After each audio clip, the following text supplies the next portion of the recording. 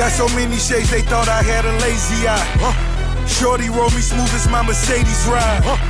No love, cry when only babies die. Alright, yes guys, welcome back to another video. This one is a special one because I have just submitted a crazy payout, which is absolutely disgusting. I'm going to put it up on the screen before we start this video. On this introduction part, you guys can see him popping up on this video just now.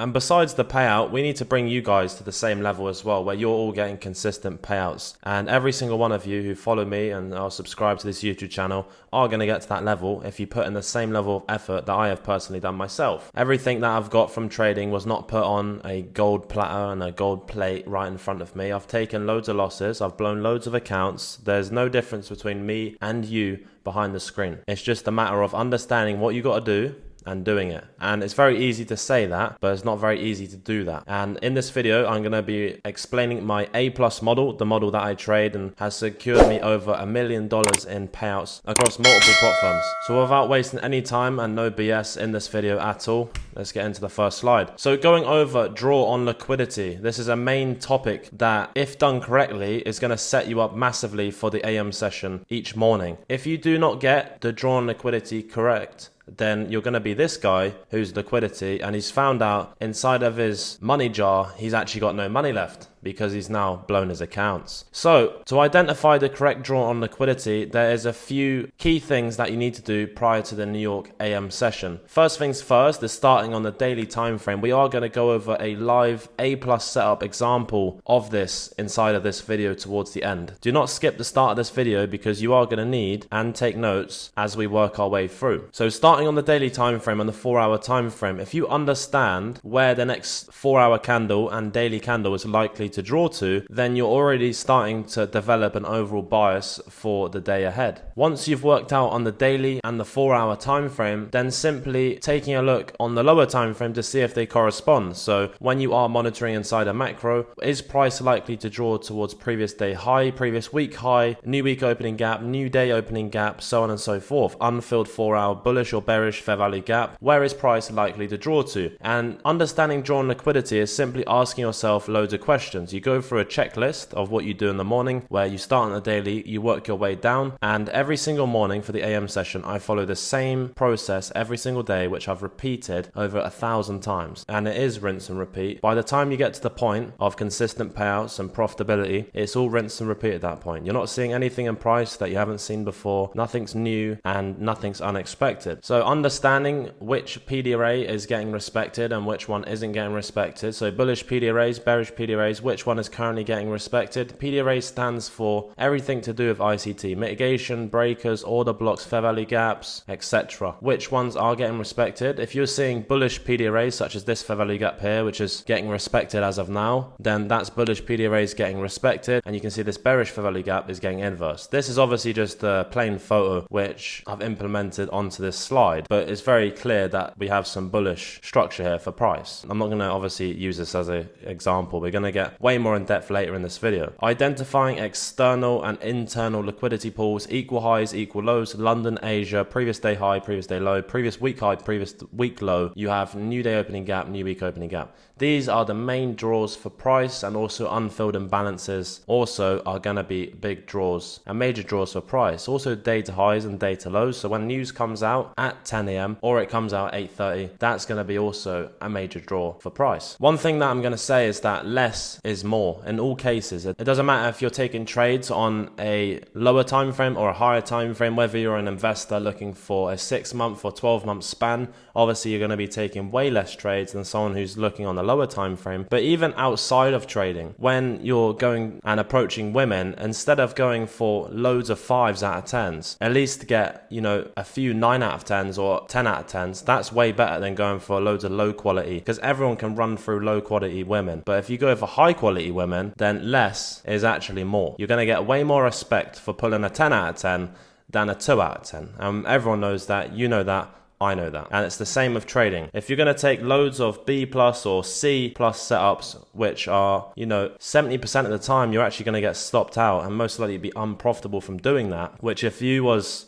fucking a 2 out of 10, then you're going to catch AIDS. So that's basically the same as getting stopped out. So less is more in all cases. So hopefully you guys understand the overall concept of less is more. When determining a bias, too many people are too picky and they're too focused on trying to determine the bias correctly. You do not have to be 100% correct every single time. You have a win rate for a reason, and if you're unsure on a bias at any point, then make sure to either approach with a neutral bias or be very cautious and look for a major sweep of liquidity going into the AM session. Next slide, risk management and psychology. So I've got a risk management plan which is on Telegram, and it's a full risk management plan on FTMO, Apex and Top Step, which has been written out. However, I've just pasted 2 of the risk management plans here for 150k Top Step X account and a 50k Top Step X account. We also have the scaling plan, which is here as well for scaling up to 15 micros and 2 contracts, etc. on your 150Ks. And then also about managing risk whenever you get into some sort of drawdown on that account. So when trading a 150K account, using 12 micros on a 25 handle stop, obviously $600. I do recommend this. You can either use more or less, but this is definitely going to be on more of the safe side for managing that 150K account. If you're on evaluation, guys, you are not making any money. So don't try be Mr. Good risk management and psychology on an evaluation, because you're not making any money. I want you guys to pass the evaluations fast, but when it comes over towards a live account or funded account, which is still demo, which is a funded account is still demo. However, we're talking real money here, real payouts, which are going to go to your bank. Therefore, risk management, psychology, everything, taking A plus setups has to be on point. But if you're on evaluation phase, I want you guys to use 15 or 20 micros per trade. Take clean setups only. Clean setups are taken on both evaluation and funded, but use a little extra leverage on those evaluations to pass them faster. If they blow, then you repurchase them and get them passed, because we're not making any money there and we're here to make money.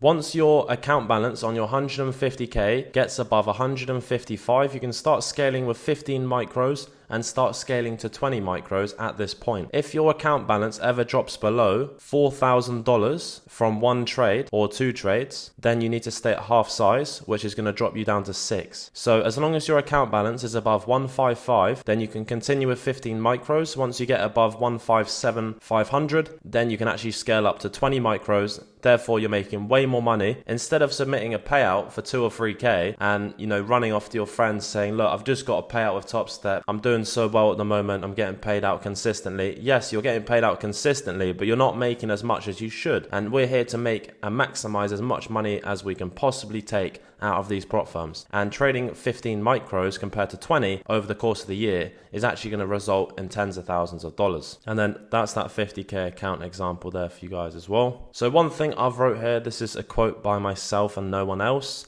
The trader who does more makes less. The trader who does less makes more. That's very self-explanatory. Maybe some of you don't know this, but the trader who does less actually makes more.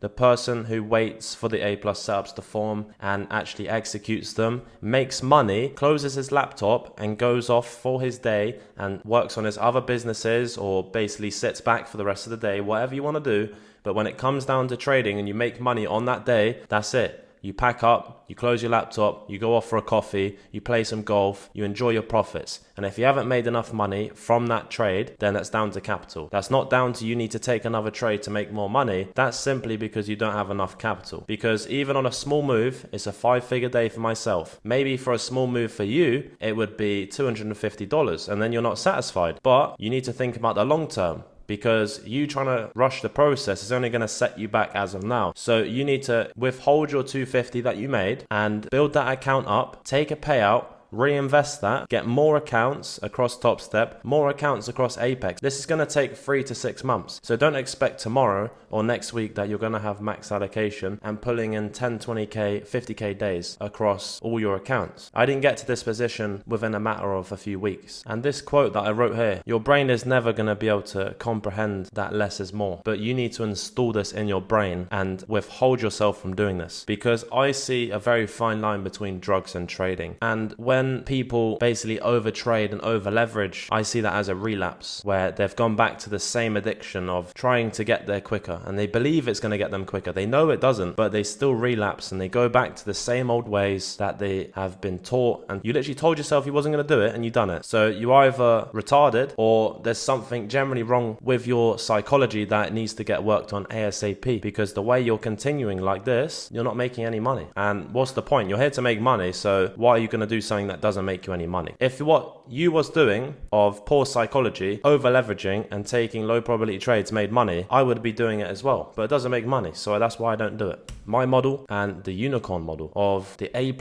model that I trade. This is the model I trade: fair value gap, displacement, breaker, and an entry inside a macro. That is the overall overview of this model that I trade. Multiple confluences go into actually an execution of a trade. You can't just see this and be a pattern-based trader and say, yes, I'm going to take a short here. Absolutely not. There is many confluences such as an SMT. You need the draw on liquidity to be correct. A clean sweep of higher time frame liquidity as well. Many factors play into a 8+ trade, and it has to be correlated with both NQ and ES. So you're monitoring NQ, and it's also correlated over to ES as well. Both the pairs are moving in a similar fashion. The only difference between the two pairs that would be a confluence is an SMT between the high or the low that was created. In order for a high probability fair value gap, you want it to be paired with a breaker block or a mitigation block. You don't look for an entry of the breaker or the mitigation. For this example, let's say this fair value gap here, which you can see, you would like to see an entry of a tap. As soon as price taps into that fair value gap, as long as the stop placement's valid, you would take the trade, you would enter, target the opposing liquidity, look for a 1 to 2, have a max stop placement of 25 to 30 handles. And recently we have been seeing stop placement of 60 or even of 50 and even 60 handle stop placement. And you may ask, Milo, what do you do in that situation? Well, if the risk to reward is correct and it's still above a 1 to 2, so I'm risking 50 points, I want to see at least 100 points on NQ as my TP for a 1 to 2 at a bare minimum. If I'm risking 60 points, I want to see 120 or 150 points as my TP, where I'm going to take my full position off at 150 or 140 points. If I'm risking 50 or 60 handles, instead of trading with my full position size of 4 contracts on my 300k accounts, I would actually take the trade with 2 contracts. So half position size, 50 handles stop. Therefore, that's a full position size stop of 25 points if I was to get stopped out of 50 on half size. And the trade must be inside of macro. These are the 2 most high probability macros of the New York session: 9:45 a.m., 10:15, 10:45, 11:15. These are the 2 high probability macros. You also have the lunch macro, which is 11:45 a.m. to 12:15 p.m. And I rarely trade the lunch macro. I did take a trade this week inside of the lunch macro, which ran for around 64 points and actually got me to the point of a payout. However, it is rare that I trade the lunch macro. And then you do have the PM session, which is 1:45 p.m. to 2:15. And final slide, what is an SMT? I've had a lot of people ask, how do I use an SMT as a confluence, as they don't understand how they can actually use it to benefit them whilst they're in a trade. So a bullish SMT example for ES here, you can see that NQ has taken out that previous low and ES has not taken out that previous low. Therefore, ES is the stronger pair as it couldn't even take out the low, and we have a bullish SMT for ES. A bearish SMT, NQ has now taken out this previous high and ES failed to take out the high. Therefore, it's the weaker pair out of the 2. That's a bearish SMT for ES. And a SMT is not an entry model. You don't see an SMT and then start taking a trade on any time frame.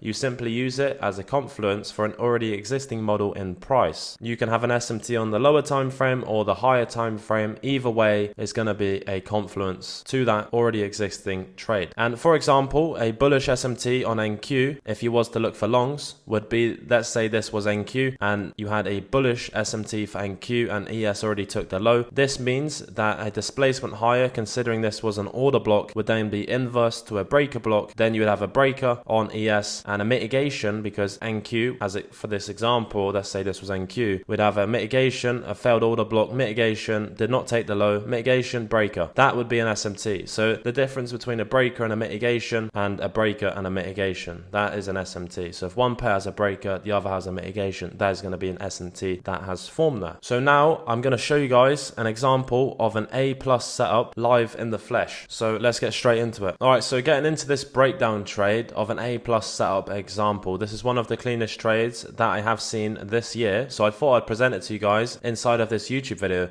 It was on the 27th of January. Feel free to backtest this yourself. Let's get straight into it. So identifying the overall draw on liquidity here. Starting on the daily time frame, you can see that price on the daily has inversed this upper daily bullish gap and has now tapped into this lower daily bullish gap. And same for ES, we've tapped into the lower daily bullish gap and inversed the upper daily bullish gap, or it's about to get inversed. So by taking a look at the daily, there is not a clear sense of direction as of now. So now let's take a look at the 4-hour time frame. So taking a look at the 4-hour time frame, you can clearly see the one thing that points out to me a lot is these two unfilled 4-hour bearish fair value gaps and the unfilled new week opening gap resting above. So as of now, I would like to see price tap into the unfilled 4-hour bearish fair value gap, as you can see here. And then once we tap into that, I would like to either see price draw higher to the upper unfilled 4-hour, or we can actually see a clean move lower out of the 4-hour bearish fair value gap for a drawn liquidity for 2770. Obviously, we're not going to look to target that within this trade. However, on the 4-hour time frame, I understand that the draw is likely going to be lower for the next 4-hour candle out of these 4-hour bearish gaps. Jeez, everything busy piss me off. You get these fucking brokies taking the house for like 3 days. It's bare fucking up the dates.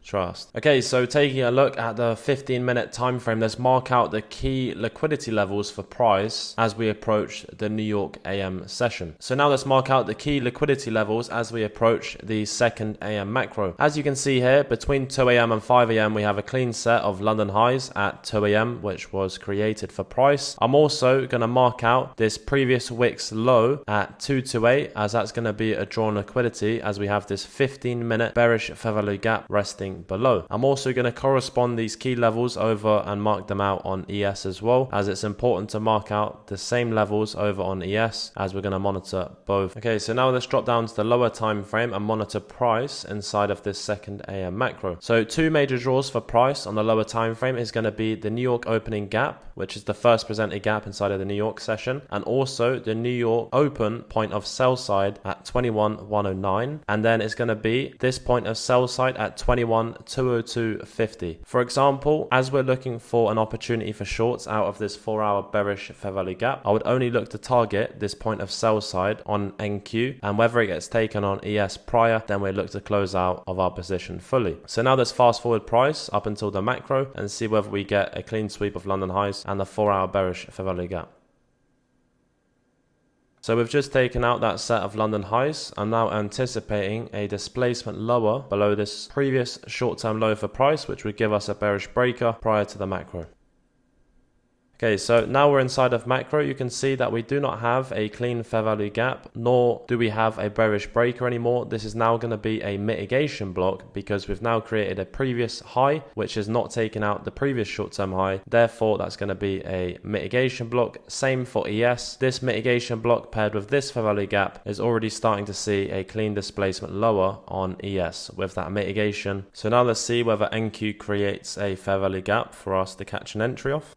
Okay, so as you can see here, inside of macro, we have first presented fair value gap, and NQ has also displaced lower, same for ES. ES also has now a first presented fair value gap, which you'd use for an entry in price as long as the stop placement is valid. So if we get a tap on this bearish fair value gap here, then I'm going to look for an entry short in price. And I'm simply going to run a 37.25 handle stop on this trade, and I'm going to take it with 3 contracts instead of 4 because I'm running 7 handles extra risk on this trade to ensure the stop placement is valid just above that previous short-term high. And then a point where I'm actually going to look to trail my stops aggressively is going to be this first presented low for price, which is actually discount of this range. So discount of this range, I'm going to look to aggressively trail my stops, and once we take the previous short-term low around this area, which usually gets created, I will further trail my stops aggressively either above the fair value gap or towards break even, and then at this point I'd aggressively trail stops. So now let's see whether we catch an entry on price. Alright, perfect. So the next candle opened, and at 10:49 a.m. you would have caught an entry for price short of the first presented fair value gap. And for ES we have the mitigation paired with the upper fair value gap, and we have first presented gap here, which has now been tapped on NQ. Okay, so as of now, after we took the short-term low, I'm still going to remain with my stop in the same position, and there's no reason why we should start to trail our stops too aggressive at this point. And guys, feel free as well. I actually took this trade live, which has been uploaded to this YouTube channel, so feel free to take a look and flick through this channel. You will find it. It's uploaded on this channel where I took this trade live and secured one of my biggest days ever recorded. And on the live stream, I actually targeted this point of sell side here for 164 points, but for this example on this YouTube video, I recommend that you take your full position off on this point of sell side here for 138 points, which is still going to give you a 1 to 3.7 risk to reward. Okay, so as you can see here, price came back up, tapped the fair value gap again. It's been respected for price, and ES has now tapped that mitigation block and the upper fair value gap as well. At this point, I would go straight towards break even, as we now have also a lower time frame bearish SMT. It may not be that clear to you guys, but this high was not taken out on NQ, but this high was taken out on ES, and now we've also taken out this previous short-term low, which should not act as a point for price to reverse and go back to break even. This is not a point of liquidity. This is not a point of liquidity. We should see price aggressively push lower from this point, and this develop to be a mitigation block once again with another fair value gap. As you can see here, price created a mitigation block paired with this fair value gap. So now I expect every bearish confluence for this trade to get respected to that point of sell side. So now we've taken out the first objective of a discount from this range. I would usually look to trail my stops, but as of now, there is no valid point to trail my stops to. Therefore, I'm going to leave it at break even for now.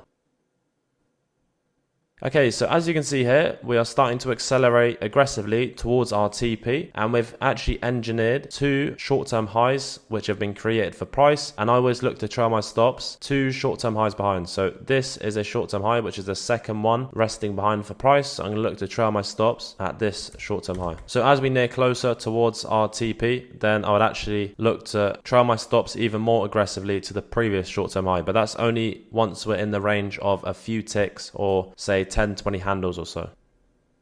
Okay, so now we've engineered this another bearish fair value gap. I'll look for that to get respected as well. Okay, so you can see that two short-term highs behind, so I'm going to trail my stops at 325, as this bearish gap should now get respected for price. And then once we actually take this short-term low, we should start to see price accelerate and go straight for final TP. So once we take this short-term low, I'm going to trail my stops to this short-term high. Okay, so price just took out the previous short-term high. That's why you don't trail your stops too aggressive. That 1 minute bearish gap was respected. You can see we've now taken short-term low. Therefore, I'm going to trail my stops to the previous short-term high. We should see an acceleration towards final TP here. And boom, there you have it. 138.25 handles secured on this trade. This was caught live for both myself and the whole group. And for people requesting and who keep asking me about joining the live trading group, it is not available. So none of you can join. No new people can join. It is not available for anyone in the future, and it's never going to open up again for anyone else looking to join. However, there is still a shine of light for you guys who are looking for something else to level up your current situation, and you're looking for extra guidance. I'm only looking to take on a few people for a one-on-one mentorship, where I'm going to hop on a 1 hour call with myself and you only, where we do a 1 hour call and go over absolutely everything that's currently going wrong with yourself, and we're going to go back and forth with back testing and forward testing your trades in order to get to the point where you're actually getting consistent payouts on a regular basis. You would also get access to my personal WhatsApp number that only a select few people have access to, and no one has access to my WhatsApp number apart from 2 friends and people who make me money. So you have 24/7 access to my personal WhatsApp number for any related questions that you want to get answered at any time of day. Then that's also a bonus that is added on the side. So if you're looking to level up your ICT trading game and actually get to the point of consistent payouts and scaling up all of your funded accounts, then make sure to take a look in the description of this video. You may not get approved, but it's worth giving it a try. There's a link in description of this YouTube video for you to apply for the one-on-one mentorship. if that sounds like something you're interested in. And other than that, guys, that is it for this YouTube video. So hopefully you've caught some value out of this video. If you have, make sure to drop a like on this video. We're on road to 100k subscribers. We've just hit 10 and I see us hitting 100 this year. I'm predicting it, guys. It's gonna happen. Drop a comment on this video what you want to see inside of the next video. Any requests, any questions, make sure to get it in the comments of this video. Run the likes up, run the money up, more accounts, more payouts for all of us, and I'll speak to you guys shortly. Take it easy.